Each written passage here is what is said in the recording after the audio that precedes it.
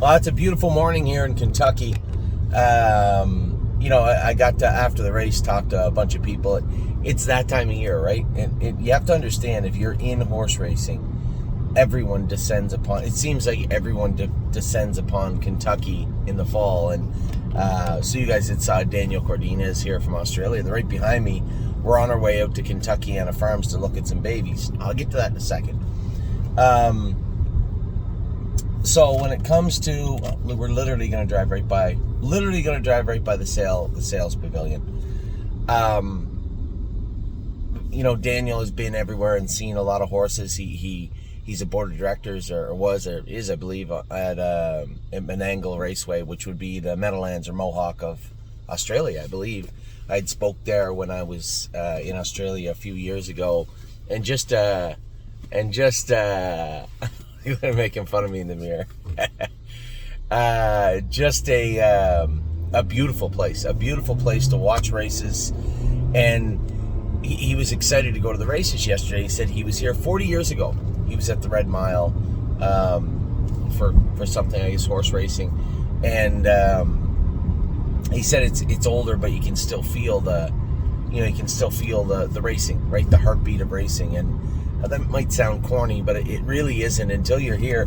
Even sometimes when I'm here, in this a month ago when I came here, I'm like, I got to go down to Kentucky. It's a long way down there to race one or two horses. And then you get here, and here's the pavilion.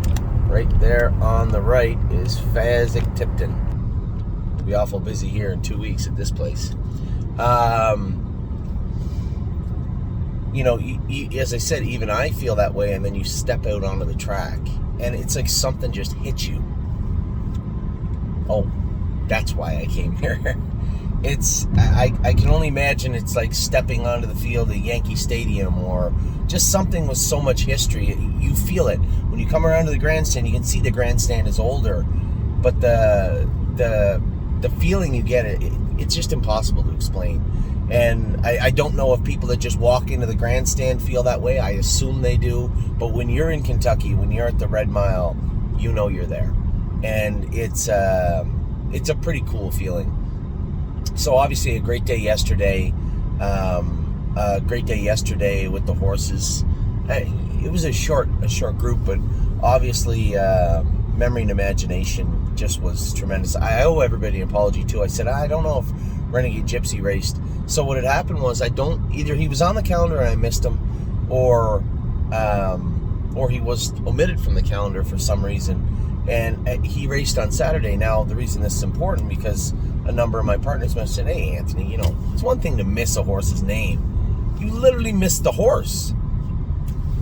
I said, "Yeah, I did. I'm sorry. I had to go back and look at the line, and it was kind of a flat-looking line." Now, Adam Rucker, who is Ronnie Burke's second trainer in Indiana, sends me a message. He's the guy that sent me the video of Mel Gibbswan in the field, or the video of Mel Gibbswan out had his head out the trailer window on the way to the track. Just cool stuff like that, because he knows that we revolve around content. So I appreciate it. And he had sent me a message of a horse with a really snotty nose on Sunday morning. When I woke up, it was there, so I guess it was Saturday night late. And I didn't realize why he was sending him to me. Was it Mounds for All? Was it Mel Gibbswan? Maybe, surely it wasn't J.K. Victory the way he raced. He raced unbelievably for the trip he got. It never dawned on me for some reason. I did miss Renegade Gypsy. I did miss him, so I apologize. Obviously, that snotty nose was Renegade Gypsy. So, excellent. There was no caption in my defense. There was no caption, but obviously 1 + 1 = 2, and the horse was a little flat, and then obviously had a snotty nose. So they'll clean that up, and he'll be back at it.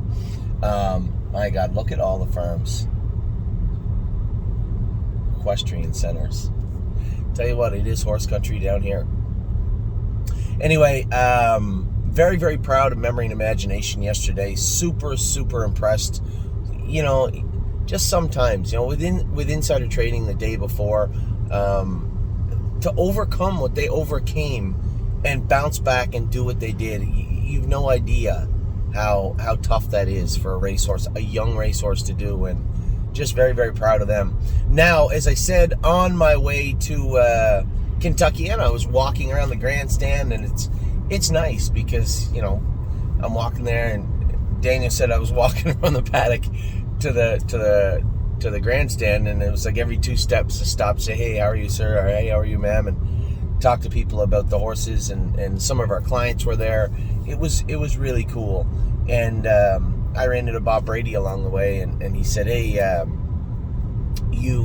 you coming to the open house we have on the 28th? And I said, well, I first said no when I responded to your text because there's just a lot going on, but now it looks like Memory and Imagination and likely Pickpocket are going to race in the Bluegrass on that day, so there is a possibility I could come.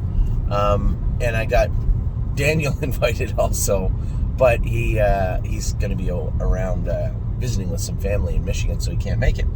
So I'm going to try to make that open house, but first and foremost, I'm going to get out here, Kentucky, and I don't know how many horses they have in the Kentucky sale, but it's a lot. Probably one of the biggest consignments, top to bottom. And he invited us out here for a tour today, look at some of the babies, nonetheless, and just get a feel. Oh, Walnut Hall. I guess they're all on this strip, eh? There's just black fences and giant barns and fields full of babies everywhere here. Tell you what, this is the first time I've ever driven down here also. If you ever come to Kentucky, obviously we all love horses. It might be worth a drive down this road towards Kentuckiana Farms. There's Walnut Hall. I don't know who that is, but that's another breeding farm. It is another world, that's for sure. Anyway, heading out here to look at some babies, and then we have Pickpocket racing today. A number of horses racing today, I believe. I apologize, I don't have the list in front of me.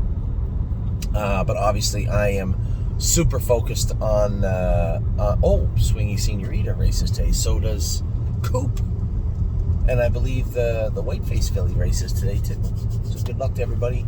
But I'm going to be very focused on Pickpocket later this afternoon. Expecting a good mile from him. He's coming in sharp, and Eric and Kathy have him looking fantastic. So a long, quiet video this morning as I head out to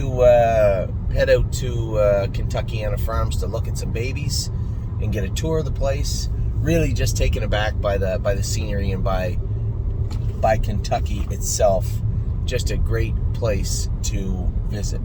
So with that, I'll let you go. I hope you guys are having a wonderful morning. It's early now, but I hope you have a great day the rest of the day. I will talk to you all very soon. Take care.